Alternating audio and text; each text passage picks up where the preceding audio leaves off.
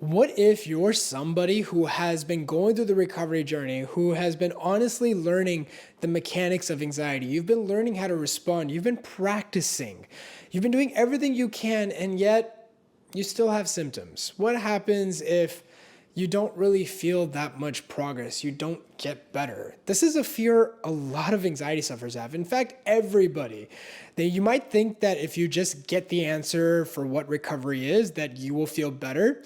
You might feel like that in the beginning, but you're still gonna have this doubt of what if this doesn't work for you? You may have even heard of people, hypothetically, that have tried the principles that I mentioned and it didn't work for them. And so why is that the case? I totally understand this fear. This is a fear I had on the recovery journey myself. And so in this video, I want to talk about why that happens and just having an honest dialogue with you about why this happens, because I have guided probably thousands of people at this point through the recovery journey directly and tens of thousands really indirectly. And so I'm always testing it. Why are some people getting stuck? And in this video, I want to give you an honest perspective of, if it doesn't happen, why doesn't this happen? This video is not going to be very educational like a lot of my other videos. This is just going to be an honest dialogue where I'm going to be talking to you. I don't really have a script. I don't typically, but I typically have bullet points of what to say in the video. I don't even have bullet points. I'm just going to explain to you why people sometimes get stuck. It's going to be a very different video. And again, it's going to be an honest video. I think you will hopefully get some insight from a perspective and a vantage point that's very unique in the recovery journey. So without further ado, let's get it started.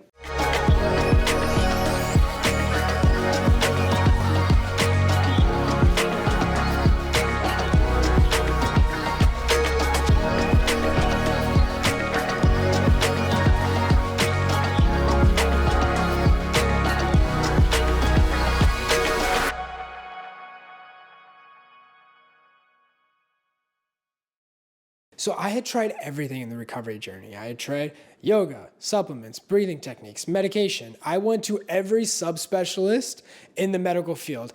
The reason why I was able to understand the medical field, and by the way, work in it later before I started Bye Bye Panic. I was working in the medical field before I created Bye Bye Panic, but I knew about the medical field because of my anxiety days. I went to my general practitioner, they couldn't find anything. Then I went to a neurologist, gastroenterologist, a sleep specialist, psychiatrist. I went to internal medicine. I did every subspecialty and I understood every subspecialty as a patient. And I tried everything the doctors recommended. Nothing worked. I even went into alternative. I went to acupuncturists. I went to even functional doctors. I went to naturopaths. I went to chiropractors, energy healing, everything. And I wasn't able to get better. I got a good idea of the wellness community just by struggling with anxiety. And I always used to think, okay, this might get me better. And every time I got disappointed,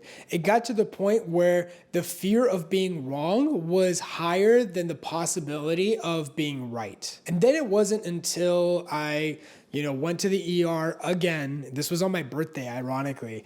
And the ER doctor said, we'll do any tests you want.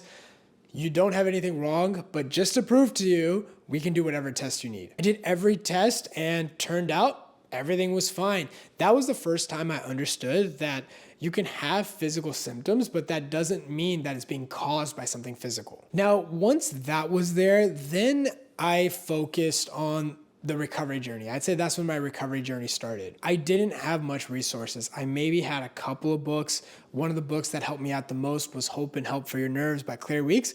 And I had a supportive family. Now, my family didn't understand the mechanics of anxiety. They didn't know what to do, but they were supportive. It wasn't like I had family members who had gone through this to guide me through the recovery journey. They were just supportive, but a lot of the roller coaster I would experience of, am I getting better, am I not, had a lot to do with the fact that I was just doing it on my own. And the reason why I'm telling you this is because I want you to understand that even when I was on the recovery journey, when I was doing the steps that I'm mentioning to you, I had my doubts too. I had fears of what if other people have tried this and they haven't gotten better. I remember I would read reviews of Hope and Help for Your Nerves, and people would be like, it changed my life. I still have symptoms and I still struggle, but it changed everything. And I would say, how did it change your life if you're still struggling? Great, it helped, but you're experiencing symptoms. Like, if you're experiencing symptoms, that's not a success to me. How I measure success is, are the symptoms gone? Great. And I would even read forums of people that had read that book that said, I tried everything, but I'm just not feeling better. And that would scare me. That's when I realized that I just need to disconnect from that and just focus on my own recovery journey. And so you might be having that as well. As this community grows, as people are recovering, this community of bye-bye panic, of anxiety recovery is getting larger. And so naturally, as it's getting larger, you might hear of people that have tried this method and it hasn't worked. And so I want to break down what's happening, why that's the case, and what to do, because I'm in this space as well. I'm seeing people directly all the time. And these are the questions I'm asking myself too when I'm guiding people through the recovery journey. Why is this person stuck? Why is this person not making progress? Because I get to work so closely with my recovery team who is directly helping the members in the mentorship. We talk about this weekly, if not daily. We have a Slack channel and all we're always breaking down is what's going on here.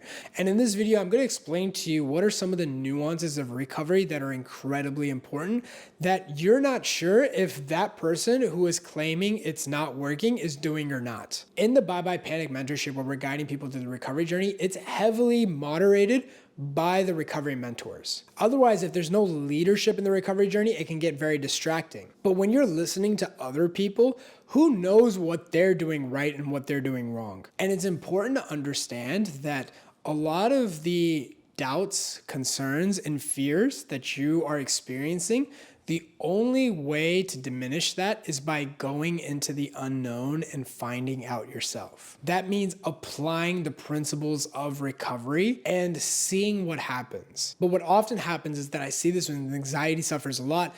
They are distracted by a million different things rather than the focus that they need to have, which is just focusing on the first step, which is learning how to respond and getting good at that. They start thinking about the roadmap. Okay, at what stage do I experience this? Well, when this person is at the end stage of recovery, I notice this happens. Why does that happen? And these are all distractions. The biggest, most important thing to focus on is the step in front of you. It's like trying to get in shape. Let's say you're trying to get a six-pack, or you're losing 20 pounds or gaining weight, whatever it is, you're always focused on the six-pack.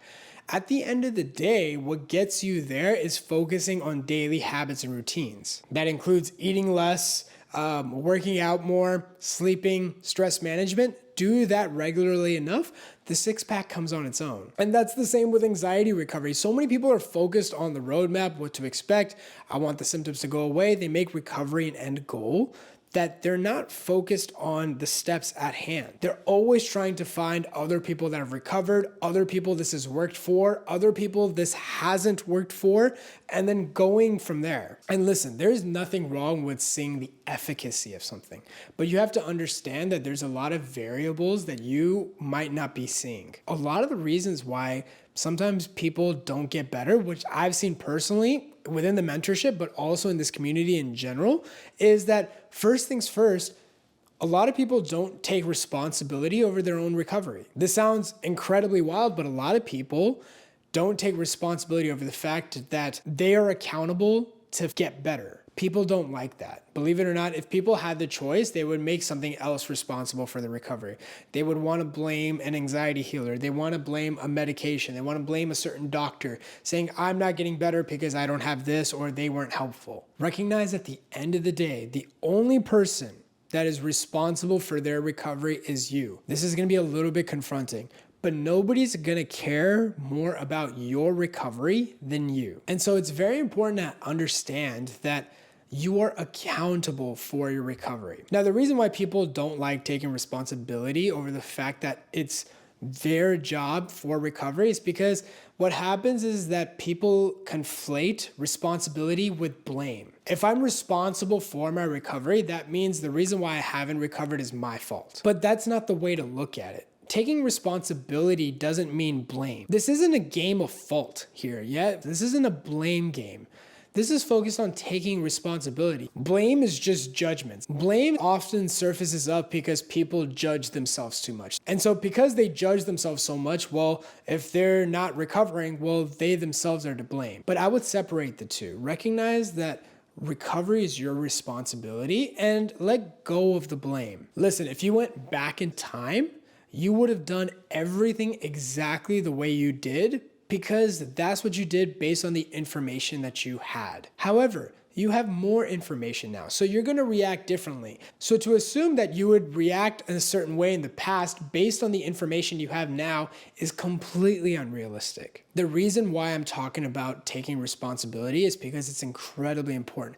When you learn that recovery is your responsibility, you will go into the recovery game differently. You're gonna have a different attitude. It's the first thing I tell members who join the mentorship.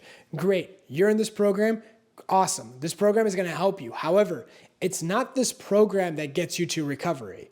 You get yourself to recovery. This program is there to help you. As much as people have thanked the program and you hear people saying, I was able to recover because of this program, you might have even seen people in the comments saying, Shaan was able to help me get to recovery. It's because of Shaan I got better. As much as I would love to take the credit for that, that's not the case. The truth is that you got yourself better. The people that recovered in the program, they put in the work. Even if you see in the recovery stories, people will say, thanks, man, you really helped me get better. I couldn't have done this without you.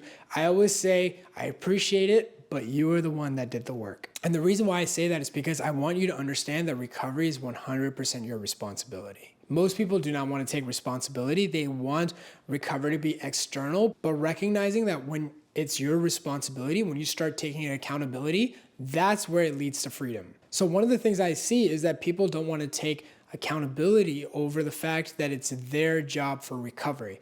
The other thing, like I mentioned earlier, is people don't want to go into the unknown. Believe it or not, if your anxiety had a choice of staying where you're at, but you're miserable, that's better than going into the unknown and not knowing what happens. Anxiety sufferers in general, but humans in general have an aversion of going into the unknown, even if it's better for them, because you're going into the unknown. You're not sure what's gonna happen. Your body, your mind, your nervous system in general is designed to keep you safe. So even though you're miserable, at least you're alive. Now, the reason why I'm mentioning this is because a lot of recovery is feeling that discomfort and going forward and seeing for yourself anyway. Remember earlier in this video, I mentioned about how I would read forums, about how Claire Weeks had helped so many people, but these people were still stuck even though they were implementing her float method. And I was getting distracted. I was saying, well, why didn't it help this person? Why didn't it help that person? And I would try to go into this rabbit hole of trying to figure out why it would work for them or whether it didn't work for them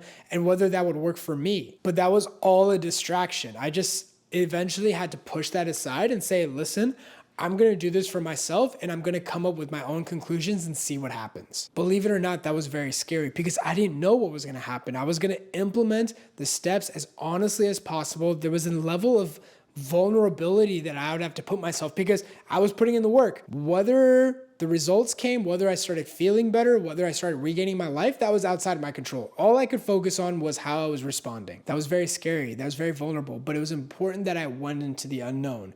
And historically, when I would feel that discomfort, I would shy away from it. I would be averse to it. I would avoid it. I changed my behavior. I started moving forward and going into those unknowns with courage. Instead of reacting in fear, I had to be courageous, and that was scary. And what happened was I saw it for myself.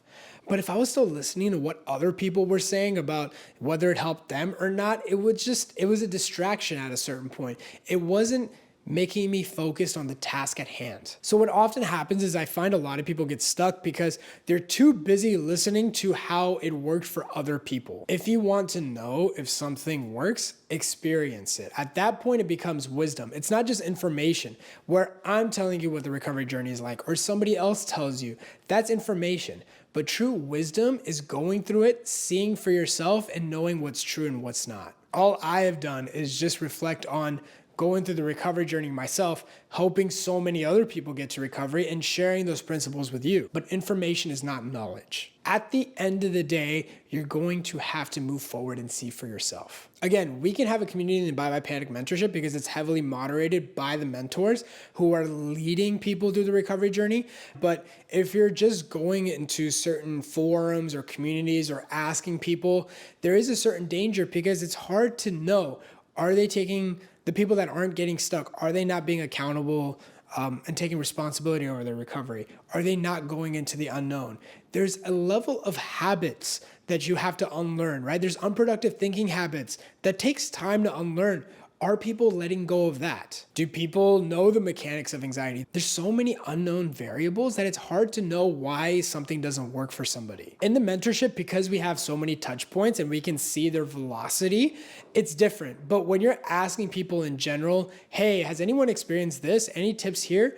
Whether it works for them or not, there's just so many unknown variables. And I will personally tell you, when I am guiding people and I see people get stuck, we're able to identify exactly what's going on. Now, whether that changes or not, whether they're able to let go of that issue or we're able to break through that barrier, that is 100% up to the member. I can surface these things up. I can bring it up.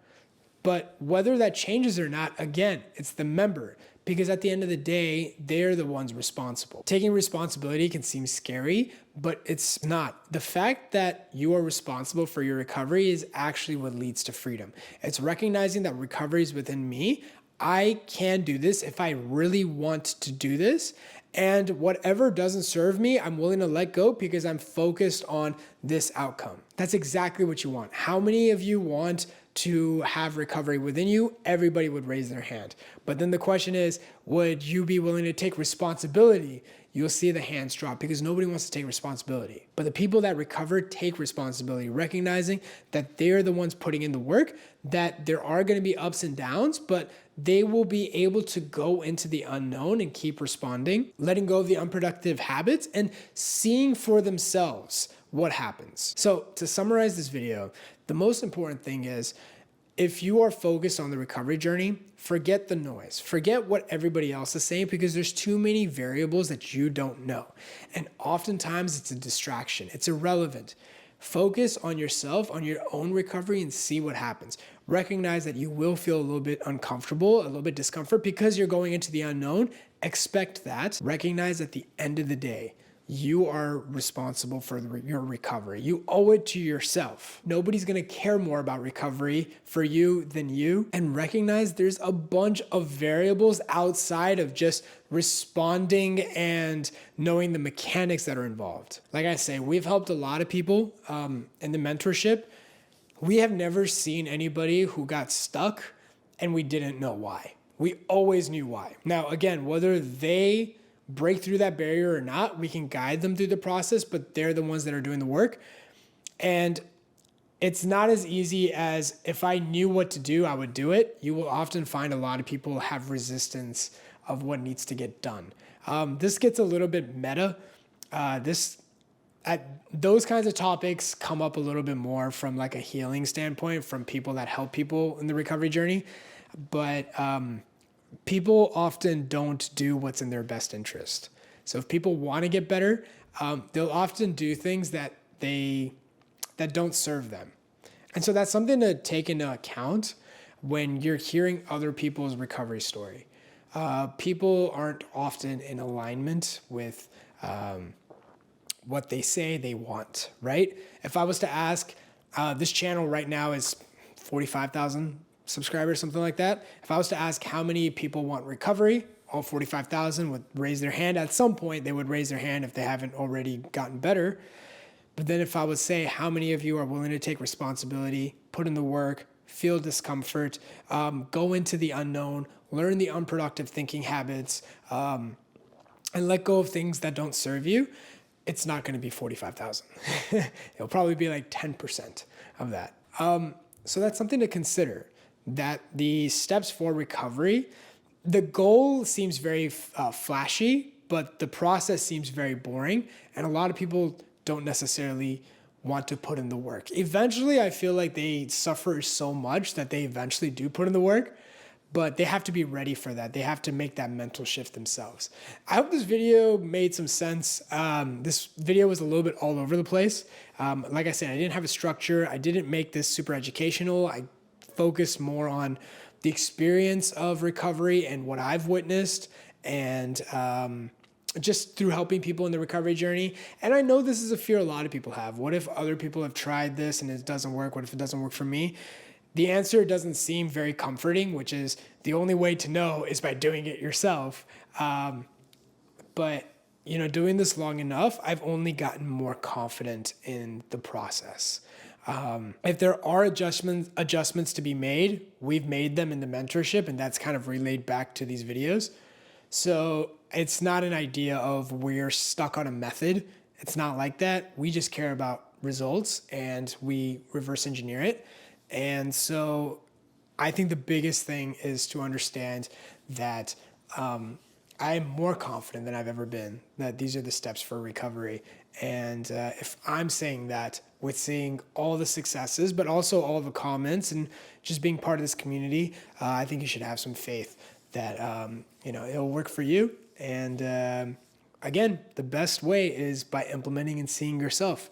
That's the biggest thing. So I hope you enjoyed this video. I'll see you in the next one.